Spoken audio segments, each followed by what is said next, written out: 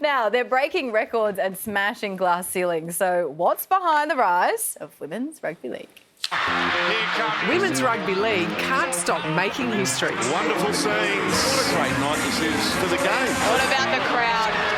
The second Women's State of Origin game, a sellout. This moment sealing Queensland's extraordinary 11-10 defeat of New South Wales before a crowd of more than 25,000. The Maroons have pulled off a miraculous win in Newcastle. It's a new record for a standalone Women's Rugby League match and marks a record Origin game crowd for the fourth match in a row. This is wonderful. Women's Rugby League forever on the rise. Growing from one game in 2022 to 2 games in 2023 to 3 games this year, each State of Origin match has attracted more fans than the one before. People from all walks of life talking about the Jamie Chapman try in Game 1, talking about how close last night's game is.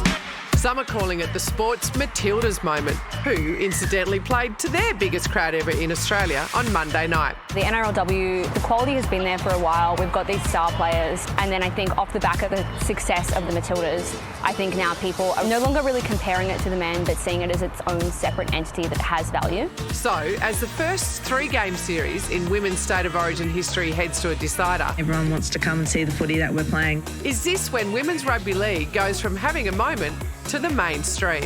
Now that we've got that momentum happening, I don't see it slowing down. We see more and more clubs, more and more funding, more and more media attention. 10, 20 years from now, the next generation of players won't have really any of the hurdles that the players that we have today are fighting hard to break down. Lavender is so right. This is just going to go from strength to strength to strength. I was watching that package just with the biggest grin on my face because the NRLW and State of Origin now with this series here, it has just done expansion so well. It's nailed it. It has invested where the money has needed to go, the grassroots level.